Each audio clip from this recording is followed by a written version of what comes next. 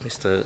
Sito Yipin, Ms. Cheng Li Hui, and Mr. Ang Wei Neng have asked about the status of the KL Singapore High-Speed Rail Project, or HSR in short. Many Singaporeans are asking the same question, following numerous statements by Malaysian leaders on the HSR project over the past 2 months. These statements suggest that Malaysia no longer intends to continue with the project in accordance with what both countries agreed under the HSR bilateral agreement, or BA in short. Let me briefly recap what they have said. On 28th of May, Malaysian Prime Minister Dr. Mahathir announced in an interview with the Financial Times that the HSR project would be, I quote, dropped, and that it was, I quote, a final decision, but that this would take time because Malaysia had an agreement with Singapore. Dr. Mahathir was also quoted as saying that, I quote, it's not beneficial, it referring to HSR project. It's going to cost us a huge sum of money. We will make no money at all from this operation, unquote. He also said that Malaysia may have to pay, I quote, almost 500 million as a penalty, I quote, although he was unsure of the currency. On 1st of June, Dr. Mahathir reiterated that the decision to cancel the HSR project was done by the Pakatan Harapan government because, from my quote, the very beginning, we campaigned on that issue and we won't go away from the decision of the party, unquote. On 3rd of June, Johor Menteri Besar, Dr. Osman Sapian, was quoted in the Malaysian media as saying that, I quote, short-term losses of 500 million ringgit from terminating the HSR project were better than for the Malaysian government to bear the debt burden of more than 100 billion Malaysian ringgit, unquote, if we continue the HSR project. On 11th of June, in an interview with the Nikkei Asian Review in Tokyo, Dr. Mahathir then said that the HSR project was, I quote, postponed. Malaysian Transport Minister Mr. Anthony Loke and Finance Minister Mr. Lim Guan Eng later told the press on separate occasions that they, together with Economic Affairs Minister Dato Sri Muhammad Azmin bin Ali, would visit Singapore to discuss the HSR project. Various other reports then appeared in the Malaysian media, citing an alternative proposal to the Malaysian Council of Eminent Persons to utilize the existing double track of KTMB to run trains at 200 km per hour, which would take 130 minutes to travel from KL to Singapore. According to these media reports, the alternative plan would purportedly mean that Malaysia would, I quote, not need to renegotiate with Singapore, unquote. Malaysia's social media also carried articles stating that Singapore has a, I quote, moral responsibility not to bully Malaysia, unquote, and to cancel the HSR project with minimum penalty. Mr. Speaker, when Malaysia proposed the HSR project to Singapore in 2013, Singapore agreed because we were convinced of the benefits of the project to Singapore. After several years of discussion, Singapore and Malaysia signed the HSRBA in December 2016. This bilateral agreement is an international treaty that is binding on the countries that signed it. In other words, both Singapore and Malaysia are legally bound to perform our obligations under the bilateral agreement, regardless of any changes in government. The HSR project agreed under the bilateral agreement is a high-speed rail that would allow travelers to commute from Jurong Lake District in Singapore to the Bandar Malaysia development in KL in 90 minutes. The key success factor of this project is the 90-minute travel time that provides greater convenience for travelers. 90 minutes is significantly less than the travel time by road or by the existing railway, and is competitive with the 50-minute flight time between Changi Airport and KL International Airport, plus airport transfers. To achieve the 90-minute travel time, trains operating the HSR's international express service between Singapore and KL have to run at speeds of 300 km per hour or more on a dual track line designed for a top speed of 350 km per hour. This requirement is essential, as otherwise it would make less sense for a traveler to make a day trip from Singapore to KL or vice versa using the HSR rather than by air. After signing the bilateral agreement, Singapore acquired land to facilitate the construction of the HSR, passed legislation in Parliament, and set up an infrastructure company, SGHSR Private Limited, under LTA. We have formed a team of more than 100 specialists in the company to build, own, fund, and maintain the HSR civil infrastructure in Singapore. These staff have worked hard to fulfill our obligations to meet a challenging implementation timeline. The tenders for the HSR civil infrastructure in Singapore, as well as the joint tender with Malaysia to appoint an assets company or assets co, are underway. By May this year, SGHSR had called 5 tenders to construct the HSR civil infrastructure within Singapore. We have also started engaging potential bidders for the remaining major tenders. All these works cost money, including costs for consultancies to design the civil infrastructure, costs for dedicating manpower to oversee and deliver the project, and costs for land acquisition. Based on preliminary estimates, the total cost incurred by the Singapore government for the HSR project has already exceeded Singapore $250 million by the end of May 2018. This is actual money that has already been spent, our taxpayers' money. We can recover value for some of the expenditure, even if the HSR project does not proceed. But the significant amount which has been spent will be completely wasted expenditure if the project does not proceed. The bilateral agreement provides for how compensation is to be dealt with. This is why we sent a diplomatic note to Malaysia on the 1st of June to seek immediate clarification on Malaysia's position.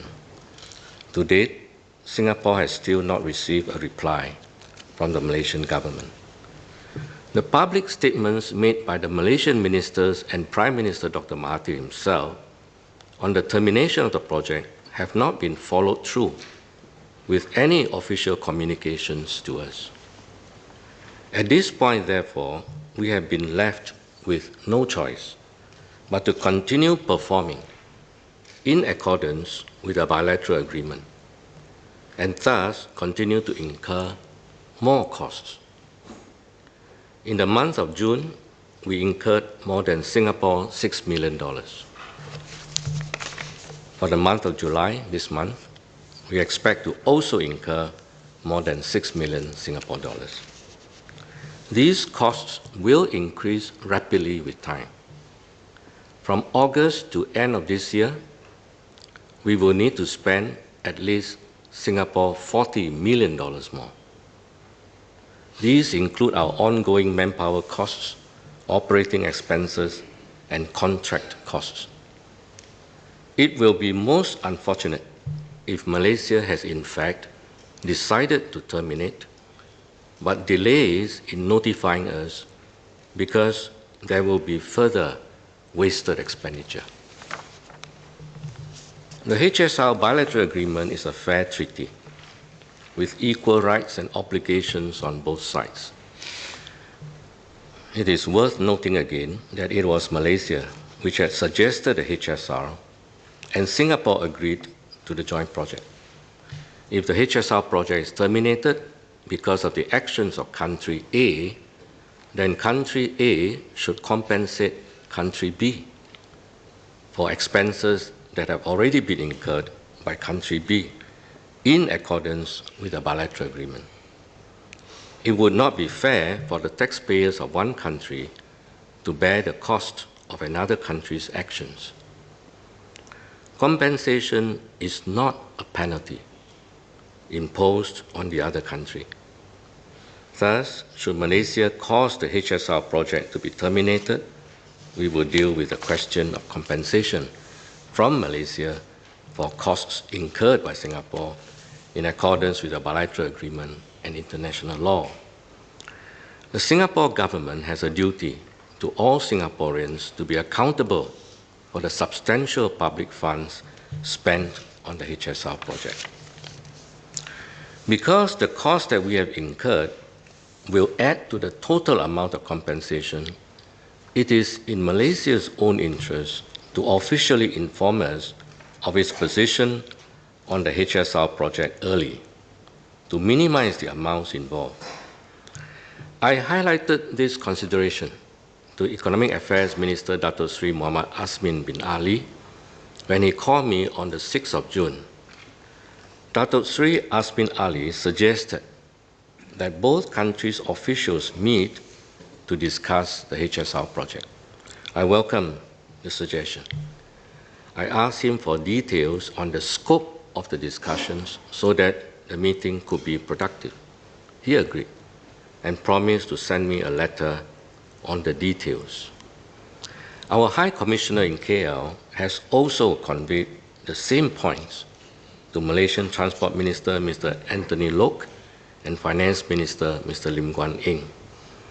However, we have yet to receive the details from Malaysia. Besides costs incurred by Singapore, rail consortia from China, Japan, Europe, and other interested parties, such as international financial institutions, have also been incurring costs preparing their bids for the HSR Assets Company or Assets Co tender, which was jointly launched by Singapore and Malaysia last December. These companies have taken the HSR project very seriously, including working with their governments to seek clarification on the requirements of the HSR Assets Co tender over the past 7 months.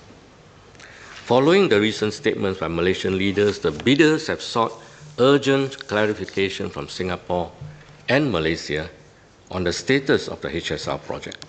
I understand their deep concerns.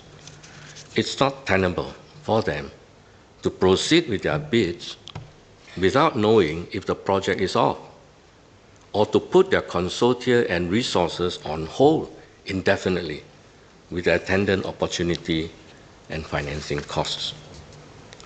The Singapore government will continue to press for official clarification from the Malaysian government. There are appropriate processes at law in case Malaysia should wish to propose changes to the bilateral agreement or to terminate it. These due processes should be followed. If the Malaysian government fails to provide an official response, then we cannot ignore the public statements made by the Malaysian ministers and Prime Minister Dr. Mahathir himself on the termination of the project, and Singapore will act according to its rights. Let me now update members on the JB Singapore Rapid Transit System Link, or RTS link for short. Every day, several 100,000 commuter trips are made between Singapore and Malaysia through our land checkpoints. When completed, the RTS link will ease congestion significantly at our land checkpoints and make it much more convenient for people to travel between Singapore and JB.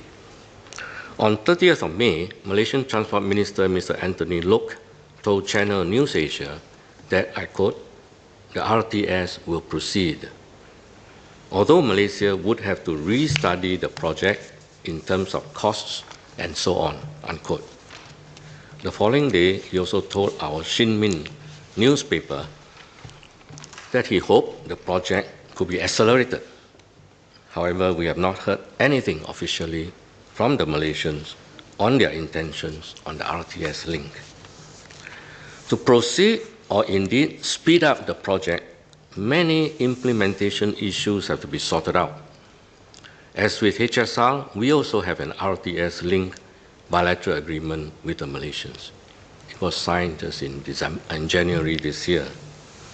Under the terms of the agreement, Singapore's SMRT and Malaysia's Prasarana Malaysia Berhad needed to incorporate a joint venture company to become the RTS link operator by June 30th this year.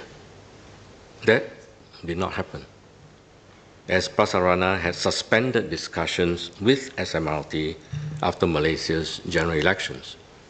This means that both countries should now proceed to call an open international tender to appoint the RTS link operator unless we mutually agree on a postponement of the deadline. In the meantime, we will continue to work with Malaysia to reduce congestion through other means. Earlier this year, both Singapore and Malaysia lowered the tolls during off-peak hours at Tuas checkpoint to encourage motorists to travel outside the peak periods. We also agreed to Malaysia's suggestion to increase the number of KTMB Terbau shuttle services from 26 to 31 daily, which has been implemented since middle of February. These measures have helped to alleviate the congestion, but they are not a complete solution. We look forward to the completion and operation of the RTS link, which will be able to transport 10,000 travelers per direction per hour between Singapore and JB. Mr. Speaker, sir, cooperation between Singapore and Malaysia is mutually beneficial for our peoples, but it has to be based on the cardinal principle of respecting the sanctity of international law and international agreements. For Singapore, we also need to safeguard Singapore's hard-earned reputation as a credible and consistent partner and a country that abides fully by our international obligations.